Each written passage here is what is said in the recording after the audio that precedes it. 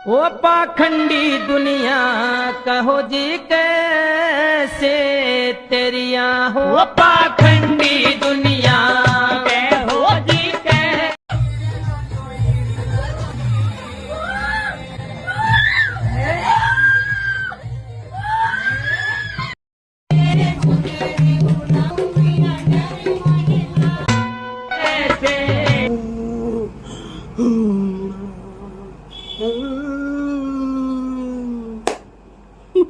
साथियों, आप भी सोच रहे होंगे कि आखिर मुझे क्या हो गया। मेरी समझ में नहीं आ रहा है कि आज किस किस तरह के लोग हैं और किस किस तरह के पाखंडवाद को लोगों के बीच में परोस कर अपनी दुकानें चलाने का काम करें। गलती इनकी नहीं है, बल्कि गलती है उन महामूर्खों की, उन अंधभक्तों की, उन अनपढ़ गवारों की, जो पढ़े लिखे होकर भी इनके बीच में जाते हैं और इस तरह के ड्रामेबाजी करते हैं। आज एक नहीं, पता नहीं कितनी देवियां किस किस नाम से समाज में प्रचलित हो गई हैं। कैसे कैसे बाबा आ गए हैं, कोई बुलडोजर बाबा, कोई थप्पड़ बाबा, कोई नींबू बाबा, कोई काली बाबा। मतलब समझ नहीं आ रहा। और सबसे बड़ी बात देखिए कि पुरुष भी आजकल साड़ी पहनकर, दाढ़ी लगी हुई है, पूरा मेकअप महिलाओं का करके आते हैं और इस तरह के आडंबर करते हैं। और इस तरह के आडंबरों में देश की महिलाएं किस तरह से लिप्त हैं। कहीं ना कहीं मुझे बड़ा दुख होता है कि डॉक्टर अंबेडकर ने इस देश की तमाम महिलाओं के लिए जिस तरह से संविधान में तमाम हक अधिकार देकर इन्हें पुरुषों के बराबर बनाया और इन्हें एक चपरासी से लेकर राष्ट्रपति बनने तक का अधिकार दिया, लेकिन उस महामानव के प्रति कभी भी कृतज्ञता व्यक्त नहीं करती है। और इस तरह के काले पीले नीले आबा बाबाओं के पंडालों में जाकर या उनके चौकियों में जाकर या जहाँ पर वो इस तरह का काम करती है वहाँ पर जाकर ये अपना पैसा लुटाती है। तो मूर्खों, कुछ समझिए और विज्ञान की तरफ बढ़िए।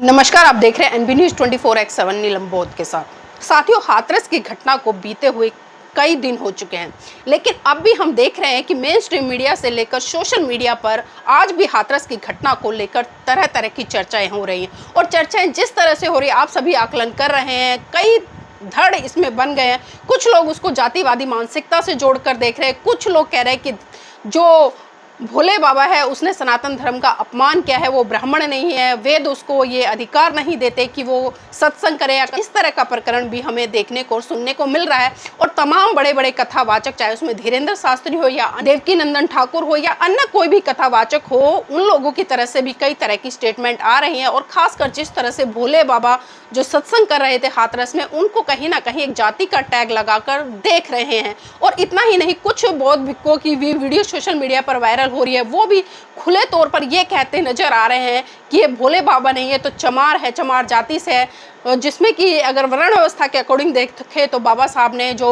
4 वर्ण व्यवस्था की बात करी, जिसमें कि ब्राह्मण, क्षत्रिय, वैश्य, शूद्र, और उस भोले बाबा को यहाँ तक संज्ञा दे दी कि तो शूद्र में भी नहीं आता, मतलब अति शूद्र है।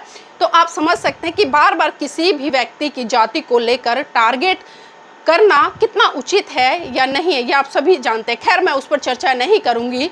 अपराधी अपराधी होता है, चाहे वो किसी भी जाति का हो, किसी भी धर्म का हो, किसी भी क्षेत्र भाषा का हो। उसकी परिभाषा, अगर वो अपराधी है तो वो अपराधी ही कहा जाएगा। वहाँ पर कोई चमार या ठाकुर या ब्राह्मण इस तरह की शब्दावली इस्तेमाल करना मेरे ख्याल से मूर्खता है। लेकिन साथियों, आप जिस तरह से देख रहे हैं कि जो अंधभक्ति का चश्मा है वो अब भी खासकर महिलाओं की नज़रों से नहीं हट रहा है। जिस तरह से तमाम पत्रकार जाकर जहां पर घटना घटी, आसपास के गांव के लोग हैं, जो महिलाएं उस सत्संग में उपस्थित थी, जिन महिलाओं के घर से या जिन परिवार के घर से कोई ना कोई व्यक्ति उस सत्संग में मारा गया उस दिन हादसे में, उनसे जब चर्चाएं कर रहे थे, तो आपको जानकर आश्चर्य होगा कि सोशल मीडिया पर ऐसी वीडियो वायरल हुई जिसमें कि महिलाएं ये कहती नजर आई कि मैं भी मर जाती तो बहुत अच्छा होता, कम से कम मुझे ये संतुष्टि होती कि मैं भोले बाबा को समर्पित हो गई और मेरी बलि है वो उनके चरणों में चढ़ गई।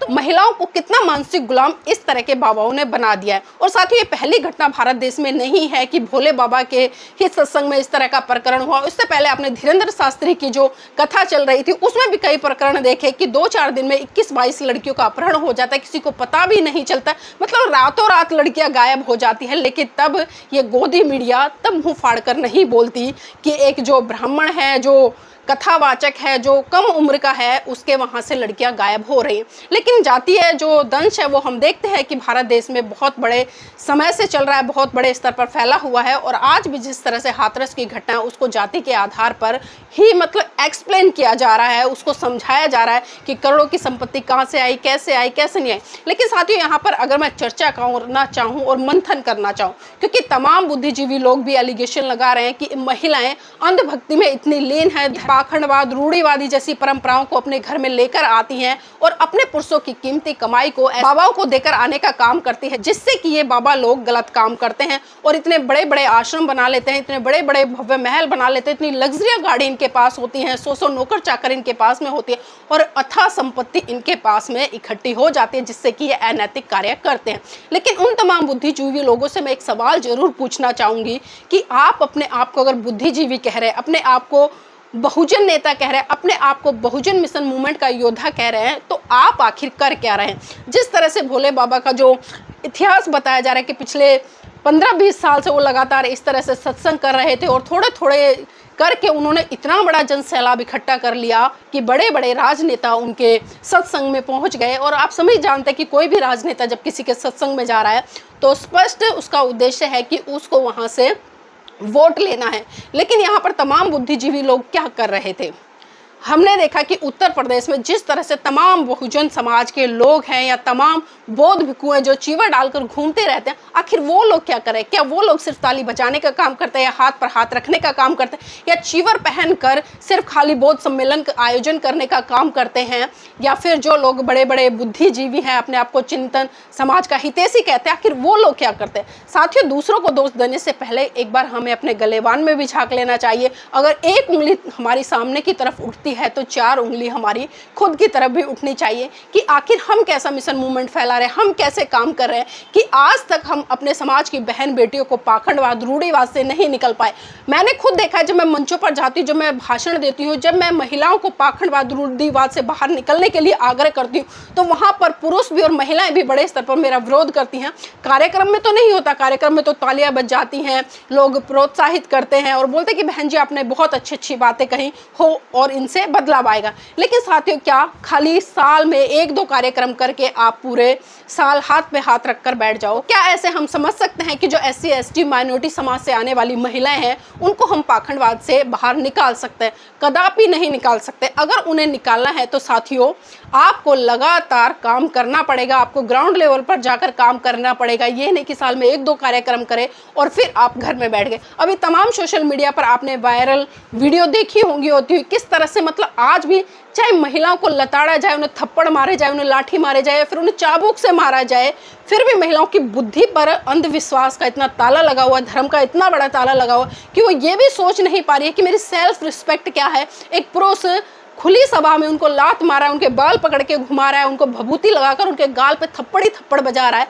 आखिर ये कैसा धर्म है और ये कौन सा धर्म है? और फिर लोग कहते हैं कि नीलम जी आप हिंदू धर्म पर कटाक्ष करती है। साथ ही मैं कुछ वीडियो आपको यहाँ पर दिखाऊंगी, आप खुद आकलन कीजिए कि ये कौन से धर्म को मानने वाले लोग हैं और ये कौन सी संस्कृति को फैलाने वाले लोग हैं जो इस तरह से खुलेआम महिलाओं को अपमानित करने का काम कर रहे हैं। और साथियों, बहुत सारी वीडियो है सोशल मीडिया पर लगातार वायरल होती है, लेकिन फिर भी विडंबना है कि देश के लोगों की आंखें नहीं खुलती हैं।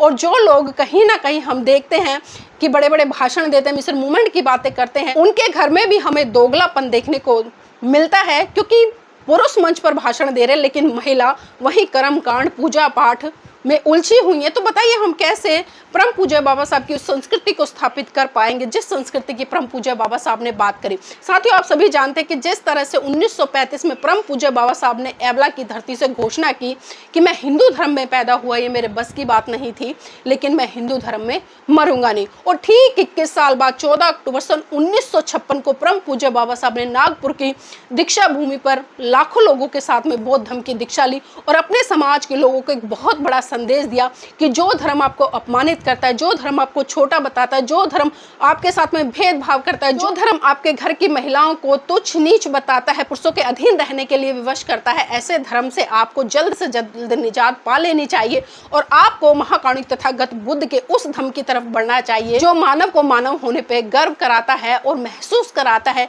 कि किस तरह से हमें करुणा मैत्री भाईचारे का संदेश देते हुए एक माला में पिरोकर सबको एक साथ चलना है और इस देश में मानवता को सबसे पहले स्थापित करना है। लेकिन साथियों, आज हम देख रहे हैं कि तमाम डेरे खुले हैं, तमाम कथावाचकों ने अपने अपने पांडाल लगाए हुए हैं। आखिर देश में चल क्या रहा है? हर कोई कहीं ना कहीं धर्म का चश्मा ओढ़े हुए है और कार्ल मार्क्स ने तो साथियों यहाँ तक कह दिया था कि धर्म अफीम है, लेकिन बाबा साहब ने धर्म को अनुशासित रहने का एक मापदंड और एक अनोखा मूल मंत्र भी बताया। जिस तरह से उन्होंने भगवान बुद्ध के रास्ते पर चलते हुए इस पूरे भारत को एक ऐसा वैज्ञानिक धम्म दिया जिसको अगर व्यक्ति धारण करे तो वो सर्वश्रेष्ठ प्राणी के रूप में यहाँ पर स्थापित हो सकता है। लेकिन विडंबना है कि आज भी कहीं ना कहीं धर्म के ठेकेदार लोग या जो राजनीति में पल रहे नेता हैं, जो कहीं ना कहीं अपने वोट बैंक की राजनीति के लिए लोगों को अंधकार में धकेलते हैं और रूढ़िवादी परंपराओं में धकेल कर अपने निजी स्वार्थों की पूर्ति करते हैं। और खासकर यहाँ पर सुप्रीम कोर्ट का भी अगर मैं जिक्र करूँ तो सबसे बड़ी भूमिका सुप्रीम कोर्ट की है, क्योंकि भारत का संविधान देश को साइंटिफिक टेम्परामेंट स्थापित करने की बात करता है कि भारत में वैज्ञानिक सोच पैदा हो और लोग विज्ञान के आधार पर अपने जीवन को जिए।